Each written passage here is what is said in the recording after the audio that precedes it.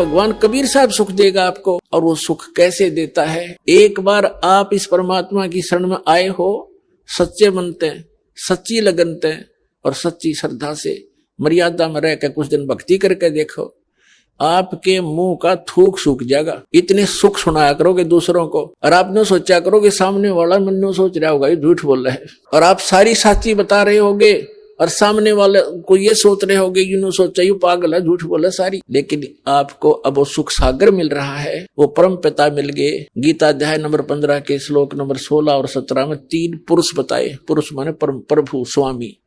एक सरपुरुष, ये 21 ब्रह्मांड का स्वामी है, ये काल जिसमें हम रह रहे हैं, जिस काल के लोक में एक ब्रह्मांड में 21 ब्रह्मांड ऐसे ऐसे, इतना ही प्रभु है, इतना मालिक है।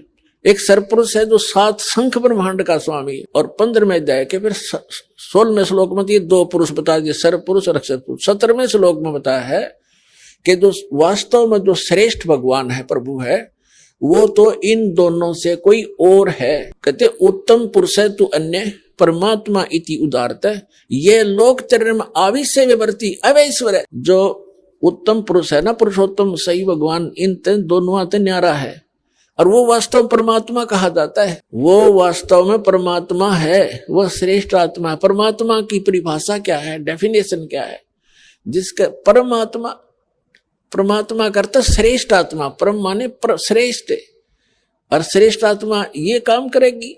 किसी की टांग कट रही, किसी की आंख फूट गई, कोई अंधा हो गया, कोई कैंसर से पीड़ित, किसी का बेटा मर गया, किसी की बेटी मर गई, कुनबे नाश हो गए, यही पता नहीं कब बिजली गिर जा। तो ये परमात्मा का स्थान नहीं, ये परमात्मा नहीं जहां हम रह रहे हैं। परमात्मा की परिभाषा है श्रेष्ठ आत्मा, और श्रेष्ठ आत्मा वो होती है केवल सुख दे, दुख होता ही नहीं उसके पास। जैसे आम का पेड़ होता है, छाया भी दे और मधुर फल भी देता है, इसी प्रकार ये समर्थ परमात्मा कबीर भगवान है।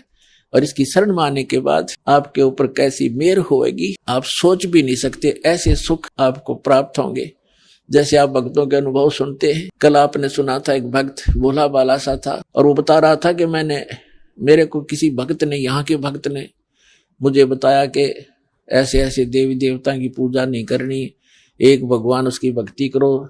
तो मैंने गालियां दी, बहुत बुरा कहा कि हमारी पूजाएं छुटवाता है। और फिर दया करी दाता ने पुस्तक पढ़ी चाहे किसी पर, फिर यहाँ आया, यहाँ से फिर वापस गया, मोबाइल किराए पर गिरवी रख के 1000 रुपये में, और दाता ने वापस दे दिया। जाते ही 1000 का नोट ले पकड़ भाई। परमात्मा कहते हैं चारों युगों में देख ले हमने किसका रखा मार, द्रव सुता को दिन ने लीर जाके अंत बढ़ाए चीर। तो ये एक परमात्मा इन बातों से प्रसन्न होता है कि इस प्यारी आत्मा ने मेरे वहां जाने के लिए कितना कमाल कर दिया, पैसा नहीं और फिर संघर्ष करके आ रहा है। तो कहते हैं नुक्ते, वो नुक्ता था उसका, नुक्ते ऊपर रिझ जाएगा रे करोड़ कर्म जल जा तुम्हारे। फिर जोत के लिए पैसे नहीं, भगवान खुद जाके 1 किलो घी दिया उसको, अगले भाई तेरे घर वालों ने भेजा। हम पहले सुना करते थे कि नरसिंह जी का भात भर दिया, नरसिंह की हुंडी दे दी, यहाँ पर रोज दे रहा है सतलोक आश्रम परवाड़ से नाम प्राप्त प्राणियों को वो कबीर भगवान।